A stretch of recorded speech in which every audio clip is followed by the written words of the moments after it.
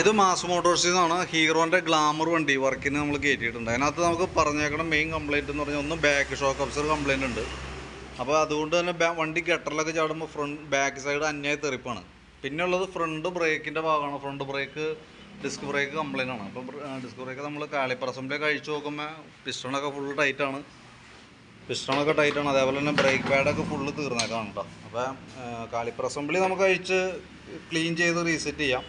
പക്ഷേ നമുക്ക് മുകളിലേക്ക് വരുമ്പോൾ ഈ MC സബ് അസംബ്ലി കംപ്ലയിൻ്റ് ആണ്. കാരണം ഞാൻ അത് ഇരിക്കുമ്പോൾ മാറ്റിയിട്ടൊന്നുമില്ല, മാക്സിമം അതിൻ്റെ ഇതായിട്ടുണ്ട്.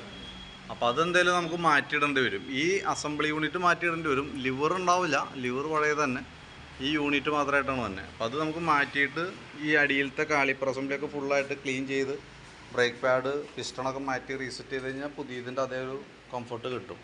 പിന്നെ തുടക്കം കുറച്ച് ദിവസത്തേക്ക് ഇത് ഇവിടെ ബ്രേക്ക് ഇച്ചിരി കുറവ് പോലെ തോന്നും. അത് ആ ബ്രേക്കിൻ്റെ എയറിൻ്റെ ആണ് കേട്ടോ. അത് എയർ അതിൻ്റെ ഉള്ളിൽ എയർ കൊടുക്കുമ്പോൾ ചെറുതായിട്ടൊരു വേരിയേഷൻ വരും. അത് ഒരാഴ്ചയൊക്കെ ഓടുമ്പോഴത്തേക്കും കറക്റ്റായിട്ട് സാധാരണ നമ്മൾ പുതിയ വണ്ടി എടുക്കുമ്പോൾ എങ്ങനെയായിരുന്നു ബ്രേക്ക് ആ ഒരു റേഞ്ചിലേക്ക് ബ്രേക്ക് കയറി വരും കേട്ടോ. ബ്രേക്ക് കിട്ടില്ല എന്നല്ല, ബ്രേക്കൊക്കെ ഉണ്ടാവും, പക്ഷേ ഒരല്പം കൂടി കൂടും. പിന്നെ എന്ന് വെച്ചാൽ ബാക്കിലത്തെ ഷോക്ക് അബ്സറാണ് നമ്മൾ മാറ്റണം. ബാക്ക് ഷോക്ക് വരുമ്പോൾ നമുക്ക് 980 രൂപയാണ് നമുക്ക് ഒരെണ്ണത്തിൻ്റെ റേറ്റ് വരുന്നത് കേട്ടോ. നമുക്ക് 2 എണ്ണം മാറ്റണം. MC സബ് അസംബ്ലി വരുമ്പോഴത്തേക്കും 1260 രൂപയാണ് നമുക്ക് MC സബിൻ്റെ തന്നെ. പിന്നെ അതിൻ്റെ പിസ്റ്റൺ 77 രൂപ, ബ്രേക്ക് പാഡ്, പിസ്റ്റൺ സീല്, അതേപോലെ ബൂട്ട് സെറ്റ്, അതൊക്കെയാണ് മെയിനായിട്ട് വരുന്നത്. പിന്നെ ബ്രേക്ക് ഫ്ലൂയിഡ് കാര്യങ്ങളൊക്കെ മാറ്റേണ്ടതായിട്ടുണ്ട്.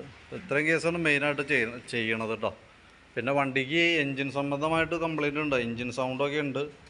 റാങ്കിൻ്റെ സൗണ്ട് ആരംഭമാണ് തുടക്കത്തിൽ. അത് നമ്മൾ ഇന്നലെ സംസാരിച്ചിട്ടുണ്ടായിരുന്നു. നല്ല പരമാവധി ഉപയോഗിക്കുക. അതഴിച്ച് ചെയ്യേണ്ടി വരുമ്പോൾ ഫുള്ളായിട്ട് വാറണ്ടിയിൽ ചെയ്യുന്ന രീതിയിൽ ചെയ്താലാണ് നമുക്കത് മാക്സിമം ഗുണം ചെയ്യുള്ളൂ. പിന്നെയുള്ളത് ഫ്രണ്ട് ഫോർക്ക് സൈഡ് ലീക്ക് ഉണ്ട്. അതും നമ്മൾ പറഞ്ഞിട്ടുണ്ടായിരുന്നു. ഫ്രണ്ട് ഫോർക്ക് കോൺസെപ്റ്റ് അതൊക്കെ പെൻഡിങ്ങിൽ നിർത്തിയേക്കണ കേസാണ് കേട്ടോ. അത് പിന്നീട് ബാക്കിയത്തെ ചെയ്യണ കൂട്ടത്തിൽ ചെയ്യാം എന്നുള്ള രീതിയിൽ പറഞ്ഞേക്കണതുകൊണ്ട് അതൊക്കെ നമ്മൾ ശ്രദ്ധയിൽപ്പെട്ടു. പക്ഷേ അത് നമുക്ക് ഒഴിവാക്കിയേക്കണതാണ്. പിന്നെ സെൽഫ് മോട്ടോർ വർക്കിംഗ് അല്ല, അതും ഈ പറഞ്ഞ രീതിയിൽ വർക്കിൽ പറഞ്ഞിട്ടുണ്ട്. അതൊക്കെ എഞ്ചിൻ വർക്ക് ചെയ്യുന്ന കൂട്ടത്തിൽ അഴിച്ച് ചെയ്യാവുന്നതേ ഉള്ളൂ. ഇഗ്നീഷൻ സ്വിച്ചൊക്കെ കംപ്ലയിൻ്റ് ഉണ്ട്. സ്വിച്ച് ലൂസ് കോണ്ടാക്റ്റ് കാര്യങ്ങളൊക്കെ ഉണ്ട്. അത് നമ്മളിപ്പോൾ ഓണാക്കിയിട്ടൊക്കെ പതുക്കെ ഒന്ന് തിരിച്ചൊക്കെ കൊടുക്കേണ്ടതായിട്ടുണ്ട് കേട്ടോ. അപ്പം നിലവിൽ നമ്മൾ ബാക്ക് ഷോക്കും ഡിസ്ക് ബ്രേക്കുമായി ബന്ധപ്പെട്ട കംപ്ലയിൻറ്റ് മാത്രമാണ് റെഡിയാക്കുന്നത്. അപ്പോൾ അതിൻ്റെ ഒരു എസ്റ്റിമേറ്റ് ഡീറ്റെയിൽസാണ് നമ്മൾ വാട്സാപ്പിലേക്ക് ഇട്ടേക്കാം കേട്ടോ. വർക്ക് കംപ്ലീറ്റ് ആകുമ്പോൾ വിളിക്കാം. എന്തായാലും നമുക്കൊരു 4 മണി 4:30 ആവും കംപ്ലീറ്റ് ആയി ഇറങ്ങുമ്പോഴത്തേക്കും. കോൺടാക്റ്റ് ചെയ്തോളാം കേട്ടോ.